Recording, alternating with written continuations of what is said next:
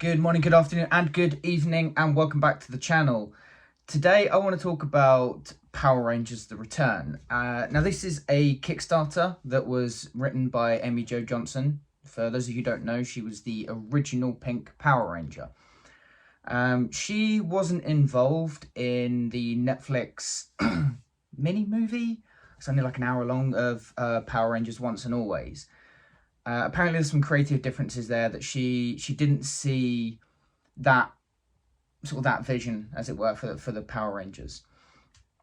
So she went to Kickstarter, said that she's got her own comic book, and I can't remember the name of the writer that she was writing it with, but she's been writing with someone her version of what would happen. And I just wanted to sort of catch up and touch base about it, because we've had 3 issues now for those from Kickstarter, all digital. That's why I don't have anything behind me. And I have to say, it's really, really good. And the first issue actually hits a couple of interesting points that they kind of hit on in Once and Always. And I did start to think, is this going to be going down the same kind of route? What was the problem that Amy Jo Johnson had? Because it seems to be hitting all the same milestones. Then we got to issue 2, and things drastically changed. And now we've had issue 3, and things have changed again. And it's still the Power Rangers that I grew up with, without a doubt.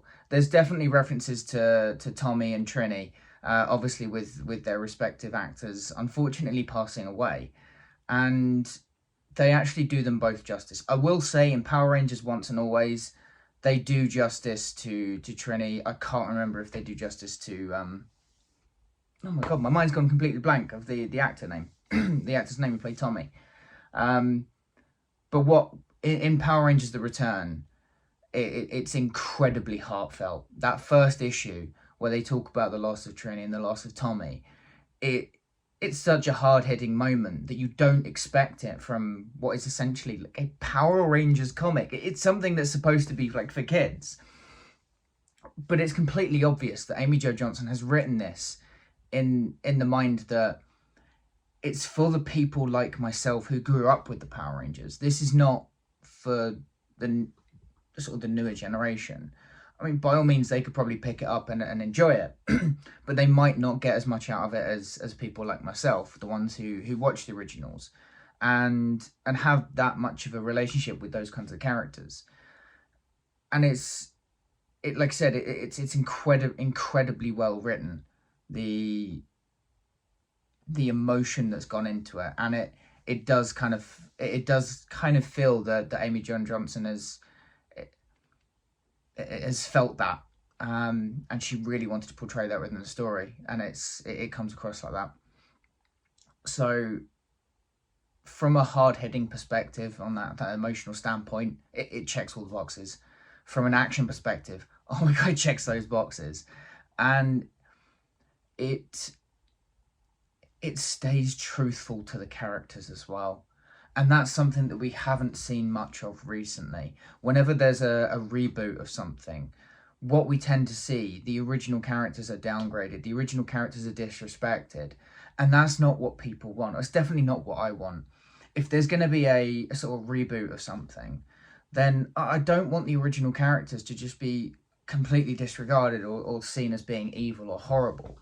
And this is not what they do here. There is some real love and respect of the original characters, and I don't know what's going to happen going forward. I think we still have at least 2 more issues to come from Amy Jo Johnson's Power Rangers Return, but I can really see this as a potential springboard for like a sort of new generation of Power Rangers, one in which the original Power Rangers are still there, but they have that potential to carry on the story in a very similar way to we saw of Ghostbusters Afterlife.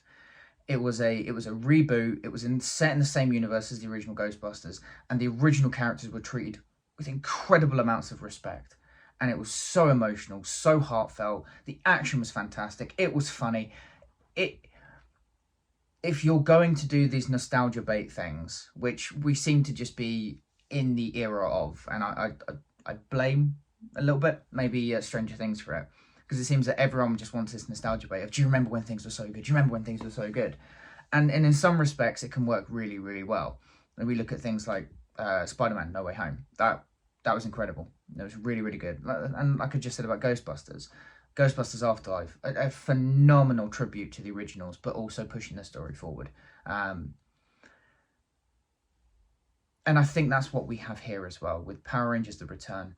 I felt that Once and Always, the Netflix film, it just felt a little bit flat. It wasn't fun. It wasn't funny. There was so many cartoony elements to it that just felt stupid.